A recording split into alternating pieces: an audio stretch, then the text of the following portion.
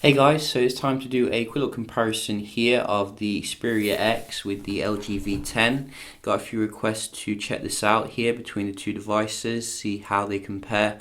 I think they're both about the same kind of price. You know, the Xperia X is cutting into some of last year's kind of flagships here, but we can certainly check it out, see how, they boot on here. So we're just going to turn them both off at the same time. If I can remember where the button is, there it is. So let's restart.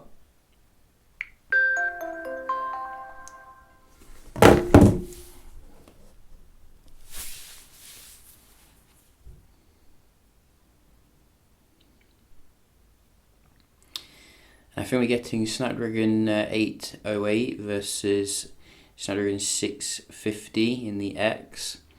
So should be quite interesting. I think I read somewhere that the Snapdragon 650 is fast because all of the cores are firing on all cylinders. They're not being throttled like the last generation. But you can see the V10 still boots up faster here. And we do have everything up to date. Still no marshmallow. LG, wonder what's taking so long. So you can see the X does take a while to boot up there, but we are up and operational now on both of them. So we can just start off looking at the speed of the day-to-day performance. So we can see if there's any differences. You can see the V10 a little bit there. That was the X.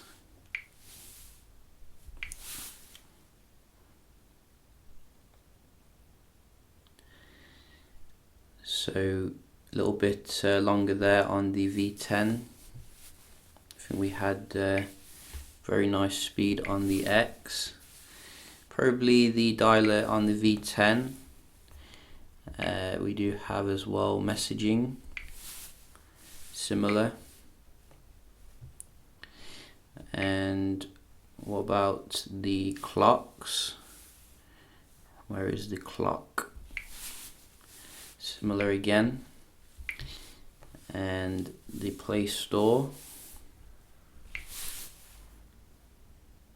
similar again. So you can see the X easily keeps up here with the V10, which was a very fast device. Probably a little bit faster for the camera still though. So we'll just check out a game. I think we do have Modern Combat.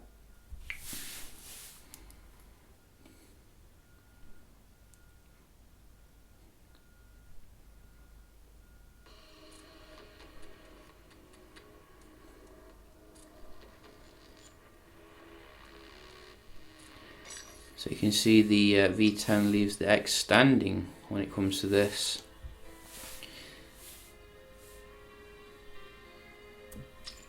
And we're ready to go. So a little bit slow when it comes to loading Modern Combat. I did go into them, first time just to make sure everything was loaded. So we can just now have a look at the GPS performance. Both run high accuracy.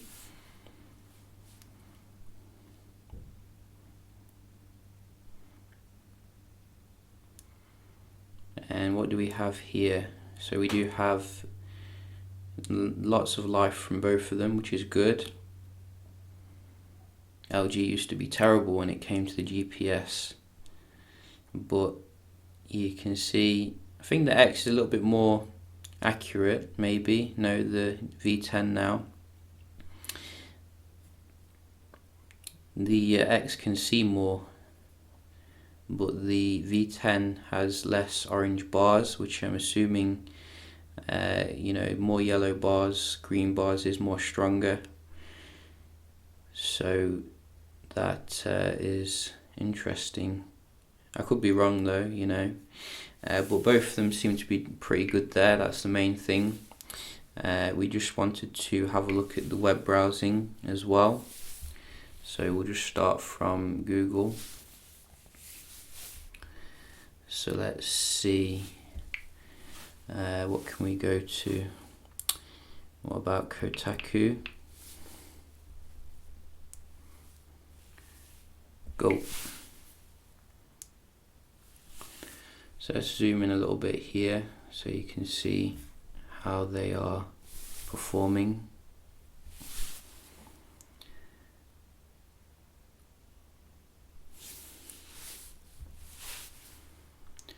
And it looks like quite similar here, maybe the X going into this particular link, and the X again. Phone Arena.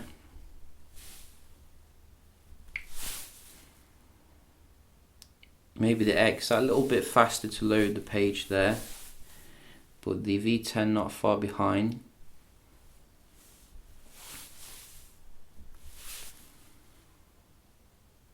Yeah, I can just see, you know, the X just that slight bit faster when it comes to the loading of the content. They're both about the same, don't get me wrong, but you can see again that was definitely X, and the advert is popping up probably quicker as well. Yeah, you can see. So it's obviously loading the page components are a little bit faster here, which is really awesome. So the V10 is not far behind, you know, I'm not saying it's bad or anything, I'm just giving you the facts here. So we can just have a look at the multitasking. So far I've not had any issues with the X, been absolutely brilliant. You know, Sony never disappoints when it comes to multitasking, but it did then. You see, as soon as I opened my mouth it disappointed. We did get no reload there, which is nice on the V10. Wow, so we're having a reloady day. V10 is doing very well. I should be using the second screen really for the multitasking, that's what it's all about. So you saw another reload there. The X seems to be having quite a lot of reloading issues since last update. It has been updated obviously recently. Can I scroll through these? Let's see. So let's carry on. What else do we have? Messaging. So you can see another reload here. So the V10 is destroying the X when it comes to the multitasking today.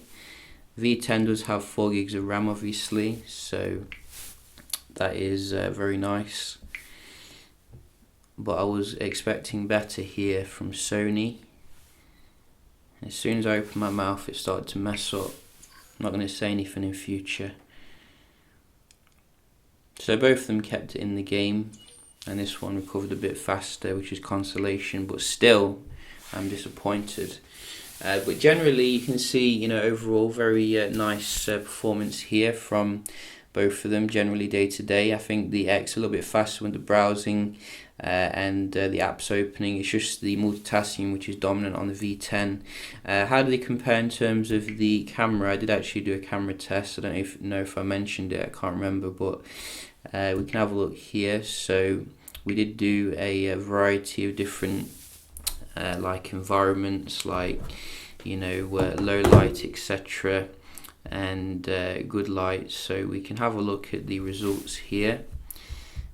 So we did do one in a dimly lit environment, and I wanted to see if the V10 could top the new X, and I have to say I think it did generally, because of the optical image stabilization and the very nice aperture as well, which I think is better than the X. You can see with these low light shots there's a lot less kind of grain, kind of, if you look right in the corners. Can you see that? I can see it. So the V10, if you like your low light shooting, is still dominant here. You know, Sony definitely needs to up its game when it comes to that, but when it comes to the daylight shooting, I'd probably give it to the X. If we just have a look at this like flower shot that we do have here, to me the colours look much more natural on the X compared to the slightly kind of unrealistic colours on the V10. V10 is very good, don't get me wrong, but I just prefer the X when it comes to daylight shooting. It's as simple as that. You can make out more detail as well if you look closely on the flower shot, like the leaves, etc., which is nice. So they both have their strengths and weaknesses basically, but where the V10 does dominate, I think, is in terms of the the 4K ability. It does have 4K video recording, as well as an amazing app for video recording experience. I think Sony could definitely improve in that particular aspect, but you can have a look at the video comparison here.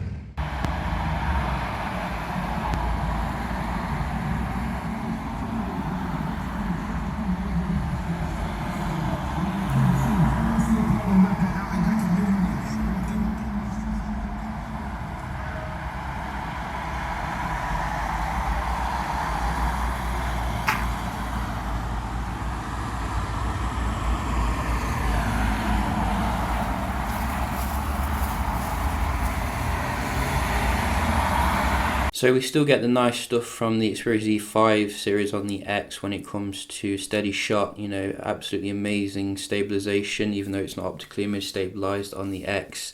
But the actual detail you're going to get with the 4K ability, I think, on the V10, which, I would have expected it with the X, really. I don't know if you get it on the X Performance, but also if we have a look at the actual apps here, we can see you do get this manual mode, which is absolutely awesome for the actual video recording. Can you see that? You don't get that on many phones, and that is pretty awesome. Whereas the one on the Sony, you can see a little bit more basic here. You can change a few things like video resolution, but this just blows it away basically. There's stuff on here that I don't even understand, so quite interesting nevertheless. Though you can see the X does give you slightly better performance when it comes to the apps opening, but V10 is still very comparable, really, in pretty much every other way, and it does have a bit more exciting features as well, like the dual screen, bigger screen obviously as well, and the ability to swap out the back for wireless charging back, which is nice. So it's just the battery life, I think, which lets the V10 down a little bit. You can see there's been a massive drain here compared to the X, which is held quite steady throughout this test. So yeah, just a quick little comparison here. Hope you find it helpful, and I'll see you in the next video. Cheers.